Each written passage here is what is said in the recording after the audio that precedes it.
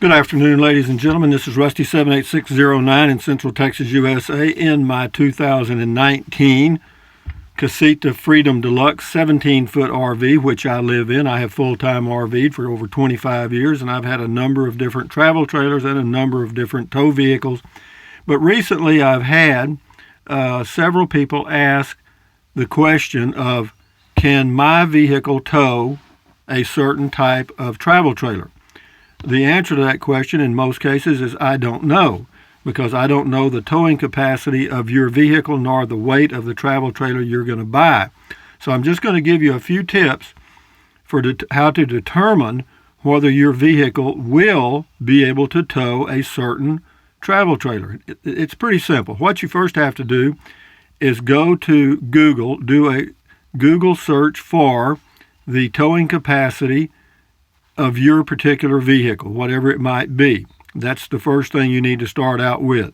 For mine, I have a 2017 Ram pickup 1500 V6 with 321 gears. Okay, that's the rear axle. And I can tow around 4,800 pounds, and the hauling weight is about 1,800 pounds. Now, those are different weights, okay? The hauling weight is how much I can put in the back of the pickup and drive away safely hauling. Okay, that's the hauling weight.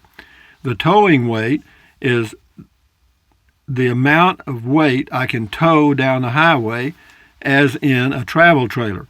So for me, since I have 4,800 pounds of towing capacity and my Casita travel trailer weighs, my 2019 Casita weighs, the dry weight of my Casita is 2,480 pounds. So I almost have twice as much towing capacity as I have trailer weight. But that's the dry weight of the Casita.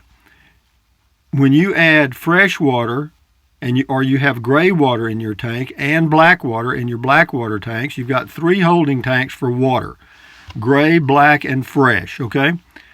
So if you had 15 pounds or 15 gallons in each one of those tanks at any one time, you're going to have 45 gallons. Well, 45 gallons at 8 pounds per gallon is 360 pounds, or round numbers of weight of water, just water. So if the gross weight of the travel trailer is 3,200 pounds, that means you could add 800 pounds of weight in the RV and you'd still be safe. So if you've got approximately 400 pounds of water, or in that range, 300 to 400 pounds, well, by the time you add clothing, food, canned goods, all that stuff inside the RV, you're going to be approaching that pretty good. But of course, me, I'm a minimalist. I mean, it's pretty much, that's a label I don't really like, but I try to keep things simple. So the things you need to know to determine if your vehicle will tow a certain type of RV: 1, the towing capacity of your vehicle. And you need to know the specs on your vehicle. In other words, you need to know if they have different rear axles like most pickups do. You need to know that, because different rear axles on a pickup, a Ram or other pickups, allow them to tow different loads. All right. In a car, I think most cars come with, like one rear axle, and that's for that particular model. But you can find out. If you can't find out doing a Google search, just go by the dealer, or option 2, call the dealer, talk to somebody in the service department, say, I've got a 2010 Toyota blah blah blah. What rear axle does it have? What's the towing capacity, or what's the hauling weight? The hauling weight you don't really need to be too concerned with for pulling an RV, because you're not going to be loading your car up with a whole lot of stuff, I hope. And so you need to know the towing capacity of your vehicle, step 1. The dry weight of the RV, that's 2. And also the gross weight of the RV, that's 3. Why do you need to know the gross weight? Because that's what you're going to be towing down the highway or getting close.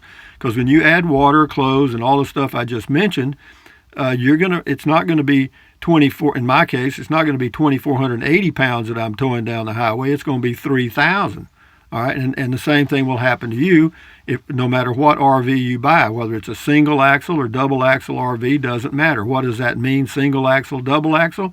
That means, does it have one wheel on each side and one axle, or does it have two wheels on each side and two axles? All right, that's single and double axle. What does that mean? It means that the trailer with a double axle can haul more. The gross vehicle weight of the double axle will be more than a single axle of the same size. So it just gives you the ability to haul, quote, more stuff. All right. Now, do you need a lot of stuff when you're camping? No, I'm always against that.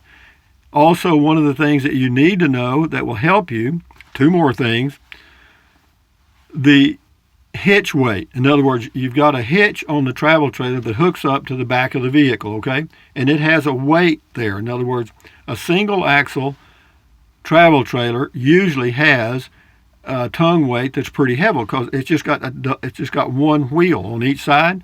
So the weight is just like, it's like this, okay? And so whenever you hook it up, the weight, a lot of it's going to be on the tongue, because what they do is they move the rear wheels toward the back of the single axle RVs to give them more stability when you're towing them down the highway and some other things, but I don't want to get into that.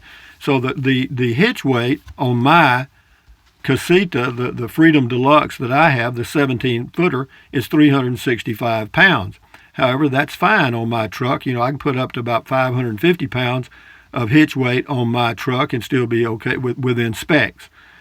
365 is okay. So you need to know that. And also, the RV that you're going to buy, you need to know what type of hitch you need to have on your vehicle to tow that unit. In other words, for the basic 17-foot Casita, you need a Class 3 hitch. And that's like, I want to say, 2,500 to 4,500 pounds, in that range. And then you got classes 2 and 3 hitches for towing RVs. The really small ones, 16 feet and under, can get by some of the time with a Class 2 hitch, and you'll just have to find out what that means when you get ready to buy your hitch. But just be aware that there are different classes of hitches. Primarily, Class 2 and 3 are for RVs. There's also a Class 4 hitch for the bigger units. But, from what I'm talking about here in this particular video, primarily is for people that are looking at RVs that are anywhere from 14 to 28 feet, in that range, okay? Because if you know the basics, if you know the towing capacity of your vehicle, the dry weight of the RV, then you've got a starting point. But what I recommend also, and I've said this in other videos many times, is that let's just say that the RV that you're going to buy has a dry weight of 3,000 pounds. 3,000 pounds. Now that's the dry weight. Then what I would recommend is that you have a vehicle that can tow up to 6,000 pounds. Why? Because some of the vehicles overstate the towing capacity because that widens their market. Allow for that. And so if in my case, I've got a travel trailer that the dry weight's about 2,500 pounds, and I've got between 4,800 and 5,000 pounds of towing capacity, so I'm in good shape. Having too much towing capacity will never be a problem. Okay, never. Having too much power will never be a problem. The other side of that coin, being underpowered and overloaded, is a disaster, okay, a disaster. Then the other questions that you'll get into later on is, do you need electric brakes on the RV, or does it come with electric brakes? Do you need a 7-pin? You'll need to learn about the hookup, the hauling jargon, a 7-pin hitch, what size ball. You got a 2-inch ball, 2.5-inch ball for the trailer, or whatever, and all of that can be found out. In fact, on the tongue of the travel trailer, it'll be stamped in the iron at the point of where the hitch comes to a point, right before where the ball is, that little thing where you hook it up. Right behind that, it'll tell you what size ball you need. On the newer units, some of the older units won't have that.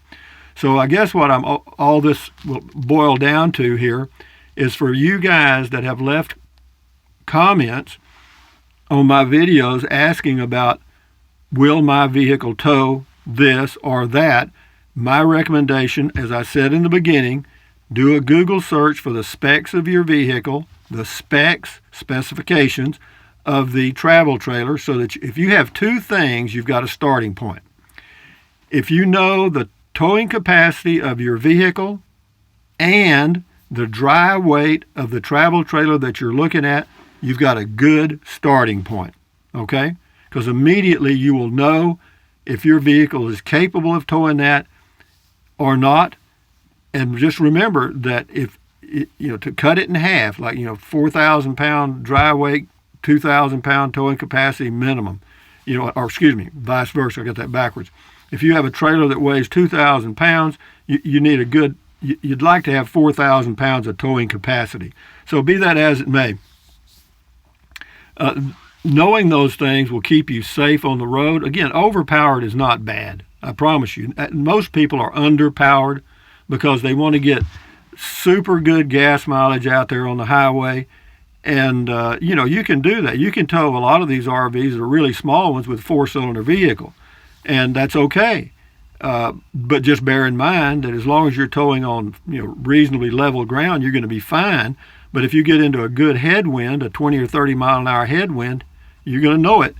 And also, if you get in the mountains or rolling hills and so forth, you're going to know it, because particularly if you get into the Rocky Mountains or even in the northern New Mexico, southern Colorado, on going west over the mountains, believe me, you want to have plenty of power, and you also want to have a damn good braking system. Don't shrug and say, well, I don't want electric brakes. That's an extra expense. Then I have to have a brake controller. A brake controller costs you $150, and it may save your life. Just be aware that whenever you buy an RV, there's a little bit more to it, particularly a travel trailer, than just walking in and hooking up and driving out and living happily ever after. You do need to do a little homework up front, know your specifications, know your abilities, and enjoy the camping, and then get out there on the road and enjoy yourself. But anyway, I just wanted to mention that. So again, know your towing capacity and know the dry weight of the trailer, and you're good to go. But anyway, from Central Texas, USA, thumbs up, guys. Carpe diem, adios, bye-bye. Buy anything you want. But if you think about it, use the link to Amazon products in the description of all of my videos. Why? Because I get a small commission and it doesn't cost you 1 penny. I know it's an extra step. If you don't want to fool with it, don't. Not a big deal. I'd probably do the same thing. What else? Drink plenty of water. 3 or 4 quarts a day won't hurt you. It's good for you. It'll help you avoid gout, kidney stones. It'll also help you lose weight because you'll be full of water and you won't want to eat so much. And the only way to really lose weight is eat less. And what else? Take deep breaths. Breathe in really deeply, hold it for a few seconds, and then breathe out slowly. Why? Because that relieves stress, and relieving stress does what? Lowers your blood pressure. Is that good for you? Sure. Do it several times a day. I don't mean hyperventilate, but several times a day as you think of it. Take a deep breath and breathe out slowly. You'll feel better. And then what else? Stretch, walk. Exercise your body once or twice a day if you can. If you can't, don't worry about it. But do the best you can to exercise, because you'll feel better and you may live a little longer. And what else? Stand guard at the door of your mind. Don't let negative Nancy or negative Ned get inside of your head. This is your head, your brain. This is where your thoughts are formed. This is basically your life. This is how you feel. So, don't let somebody just dump a load of negativity in there. Accentuate the positive and eliminate the negative. Enjoy your life, guys. And whenever you get ready to buy an RV or travel trailer particularly, you're going to have to know the towing capacity of your vehicle and the dry weight of the travel trailer as a starting point. Adios, amigos. Bye-bye.